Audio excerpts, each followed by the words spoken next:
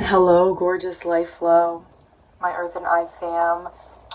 Hello, and if you're new, returning, whatever you are, so much love to you, gratitude to you in your present right now. Thank you for being here. So grateful for this space in our little corner of the internet. Today we're going to be talking about emotion. This is a heavy, wide-ranging topic. So I'm going to do my best to align it with the time that we're in collectively right now. We're in a super exciting time of season shifting, intense, once-in-a-lifetime eclipse energies that are truly pushing us to release and shed what we have been holding on to, what is no longer serving our ascension path. Beautiful, beautiful, beautiful. And I want to remind you to just approach every moment of your life with intense gratitude and enthusiasm. That doesn't always have to look the same. It doesn't have to be sunshine and rainbows. Just having that enthusiasm for life, that you're willing to fully experience what's in front of you in your present moment, in your present now, whether it aligns with what you had expected or what you had sought out for yourself. Which reminds me, I just recorded a podcast episode on expectation and kind of eliminating that and how you can work through that, redefine that in your life, and that'll be out on Thursday on my podcast called The Vortex, which I will put that down below. So let's continue on into this energy. Emotion is actually a limited scale.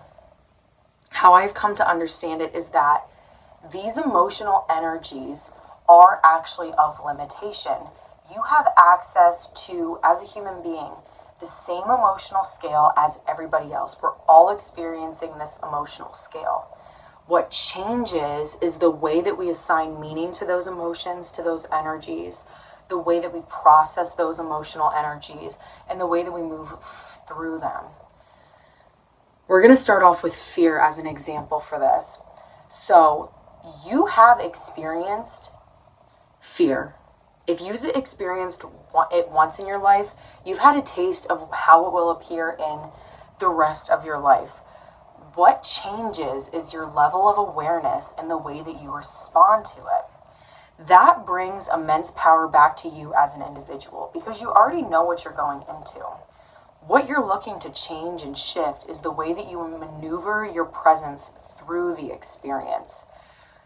If you have had these habitual reactions of avoiding fear and allowing that fear to drive you away from what you want, when you awaken to the fact that you're doing that, you are able to take the power back and to fully sit with the emotional energy that is fear and go forth anyways, to go through it. Whoa. Okay. So I hope that locks in that's just kind of laying a basis for how I'm going to work through the emotion. Emotion is energy and motion. As I explained, it's kind of these limited energies that come through us, and are almost like carriers of universal message, a way that we can communicate with life force through these energies we know as emotion. They're very, very fluid. It's beautiful to realize that emotion is fluid. What happens is that we create bounds and limitations on these energies for reasons ranging from misunderstanding to pain to attachment, and we lock these energies into our vessel, and they start creating patterns, creating flow paths that are not aligned with our consciousness.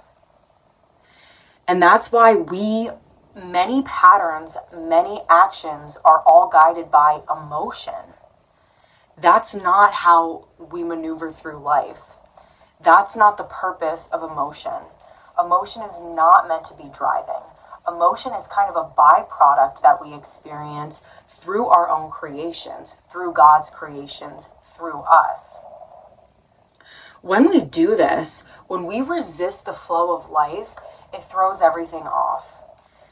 It does. When we put up these walls, these blockages of emotion, we stop the blessings from coming. We stop the knowledge and the wisdom, because it's kind of like the tip of the iceberg.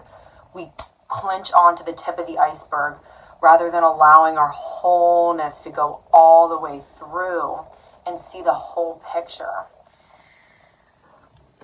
We create these a variety of barriers many a times from early in our lives as way to cope and to deal with heaviness, with unknowing.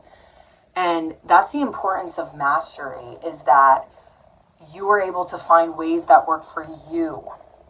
Not that you've been shown, not what you've been taught, what works internally for your soul's maneuvering, for your human design as well, what feels good for you, what feels natural, what feels right. The emotions don't ever change. What changes are the mechanisms that we use to go through these paths, to experience these things. And the one emotion I've talked about is fear, which is major, but so is joy. Now let's change directions into discussing joy. We can attach to joy. We can become addicted to happiness. What's so important is having a strong foundation for your internal experiencer. What does that mean? Having this mutual, disattached place of reverence for yourself and for this experience. You don't play favorites with emotion.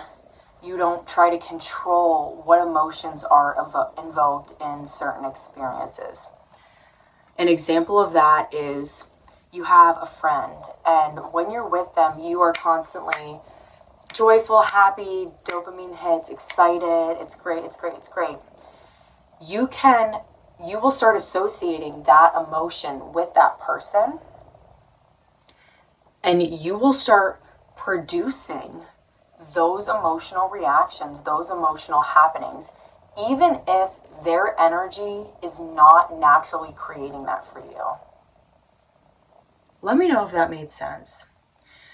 We are so powerful, immensely powerful, that we can literally create emotional reactions, emotional responses, simply based off our thoughts, our ideas, our expectations. We don't really want to do that, because that is limiting God's true communication with us. In that example, what if God was trying to communicate, okay, this person may not be what you had hoped for, and I'm sending you signals to show you, listen to your body, listen to your emotions, and move forward from that, rather than these preconceived notions that this person makes you happy.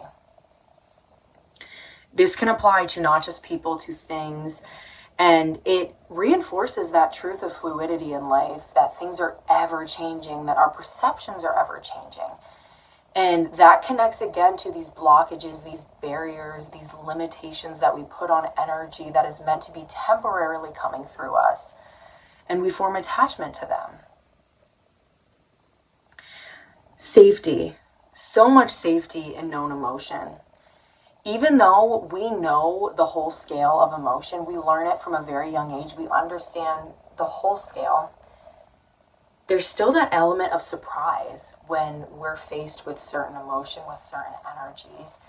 And finding excitement in that, finding craving in that rather than fear, it changes your life. It changes your life. And it is a slow process, but it is so possible.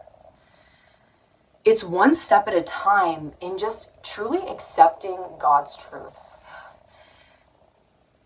Figuring out what you feel like you really need to accept about life and accepting it truly and fully in whatever timetable it takes, those are major foundational shifts.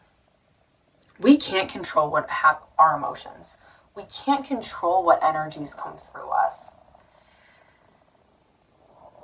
I just got hit with the idea of shame. Such a common theme in spirituality, because so much of our limitations are putting ourselves in boxes, cutting off our connection to source, does have a tie to shame. We're ashamed of the way that we feel. We're ashamed of the ideas that come in our head. And all that's doing is propagating dense, pointless energy, because we're blocking something that's meant to be released. We're blocking something that's meant to be known. God is on his own time. We're on God's time. And the more that we resist that, the more our life is a hot mess. And sometimes we just wonder, like, what am I doing to myself? But it's part of the journey. You're learning very important notions, messages, lessons in those times. Thank you for being here. I feel a little like disheveled. Emotion is so precious, and a powerful way I like to think of it is I'm creating a temporary home for this vibration to move through and experience, and it's going to go back out to the universe. And it's going to share its experience with me, with all the other frequencies.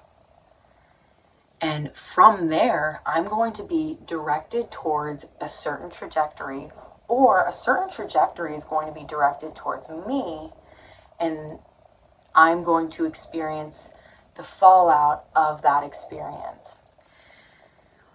Our life that we're experiencing on earth is actually a few steps behind our spiritual alignment, where we are spiritually. And I think that's so, so cool, because it lets us have a hand in the past, present, and future. We always have a hand in all three.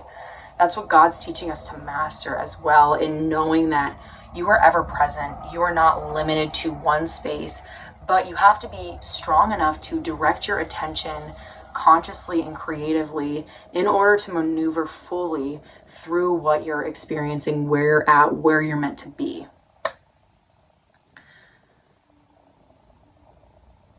Where do I want to pivot into with that? Oh, like Newton's law of inertia, maybe. Energy in motion stays in motion unless acted upon by an unbalanced outside force. That is like the play on our light and darkness. Energy in motion stays in motion unless its path is abrupted. There's finding beauty in that, because sometimes the abruption is exactly what is needed for us to learn a certain lesson, to have a certain viewpoint on an experience. We don't want to make that a self-sabotaging behavior, though, by limiting the way that emotion moves through us. And that's a pattern. That's a pattern you have. That's not something that just happens once in a while.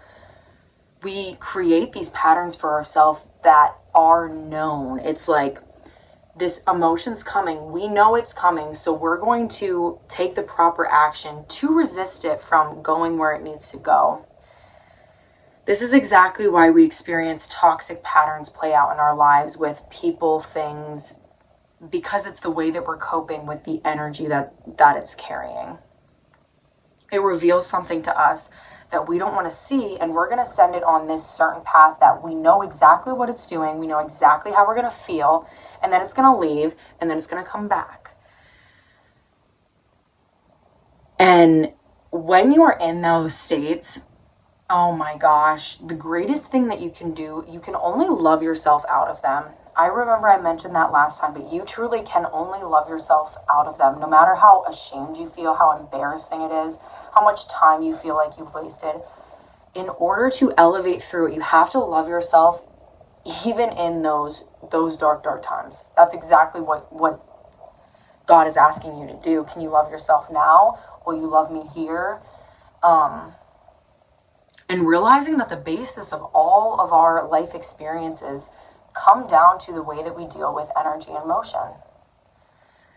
Familiarizing where your weak spots at, where your deepest struggles are, reveals what energy you have been limiting from coming into your field through your aura. Working with it rather than against it is key, but that requires an immense amount of surrender, fearlessness, and trust. Our life experiences have really damaged those things, but working with your own emotion to rebuild those strong foundation, those absolutely necessary pivotal aspects of human experience, invaluable, beyond. Starting with yourself, putting all that value that you have in the past put out there for your loved ones, your things, your careers, all that good jazz, and directing it internally will inevitably elevate all those things outside. You do have to go through these periods of just complete question marks, like not knowing, no security, no safety, no tangibility. And then it rewards you. The more that you can get comfortable with that unknowing, the stronger strength, everything just starts pulsating at a whole nother level. And realizing that what you're feeling is what you're meant to be feeling right now. Realizing that this emotion only exists right now. So much tied to the past, and when we get these like tangible moving forms involved with these emotions, that's when we can really get locked into 3D, when we can really get locked into attachments, patterns, not knowing anything else besides this chaotic cycle that we're in. Start at the basis, the emotion, the energy that's coming through. Just keep it raw and real. That's what I try to do. And even right now, I'm just being raw and real about this intangible, amazing aspect of human experience, these emotion. And to think that everything on earth experiences emotion, energy and motion, but as humans, we can have consciousness of it. We can be aware of it. I mean, that's really what separates us from animals, is that we can acknowledge what we're feeling, what is happening in our energetic and therefore human body. It's so beautiful, the connection between emotion, the energy, and the human experience, the way that it feels in our bodies. Really digesting that and coming to terms with how your body reacts in certain emotional states and not judging them. Don't judge it. Fear, I'm going to go back to fear. I really struggled with fear in my life. I was dominated by fear, controlled by fear in basically every aspect of my life. And I was so underneath the feeling. I was so unaware of the feeling. It was just running my everything. And then when I slowly started noticing how I was feeling, what I was running away from, what was igniting this, what my beliefs were that were perpetuating this in my life, I started waking up. And I stopped judging the emotional reactions, and I stopped labeling them too. The way that my body feels may not be directly tied to the energy and motion that I believe that it is. If something feels good, that doesn't mean in your body, it doesn't mean that it's happiness. And then I started tiering emotion, like, this is good, this is good, this is good, bad, bad, bad, no thank you. And that preference, that preferential treatment I was giving to certain emotions was completely unbalanced. That's why it's so important to have this strong internal foundation, your consciousness, to return to in these highly emotional experiences, and to not crave them, but to crave the mystery of what's going to happen. And it's all practice. There's no endpoint to that. It's just constant practice, constant evolution. And this time that we're in right now with all these energies moving into spring, a renewed sense of life experience, it allows us, it's aiding us into awakening into a more aware state of union, internally, externally, cosmically, consciously, collectively, and that we can all work together to master ourselves. We're not really mastering our emotions, we're mastering ourselves to deal with those emotions. I actually made a really powerful connection to a biblical time of where Jesus is coming to one of the disciples' houses, and he says, "Lord, I am not worthy of you to enter into under my roof." And I think of that as the way that we can clear our vessels to be worthy to receive these high, high vibrations. Vibrations beyond emotion. And that's what starts happening when this unraveling begins. We kind of start functioning beyond what we know as human emotion. We go into pure vibration. They can't really be labeled. They can't be put into these boxes of emotion, and how God can assist us in clearing ourselves to receive the purest and highest form of life experience. So deeply beautiful. Taking care of ourselves, that is the biggest thing that we can do. That's the biggest and best thing that we can do. Fully unbiased, raw, and really take care of your wholeness. So much love and blessing to you. We're going to wrap this episode up, this video. I love connecting with you guys. Thank you for the comments and leaving that loving stuff. That is so beautiful to read and just so great. Thank you so much. I love connecting with you, and check out my other platforms that I share on. I would love to see you over there at the website, and harness this energy. Really focus on what you truly want and have that willingness to surrender anything that doesn't serve the process of getting there. Reinvent the wheel. This is the time, baby. It's now. It's us. We're here. You're seeing this for a reason. You're where you are for a reason. Everything's happening for a divine reason. And you know the way. God will show you the way. You got this. You got this. You got this. All right, Earth and I fam. I love you guys so much. Until next time.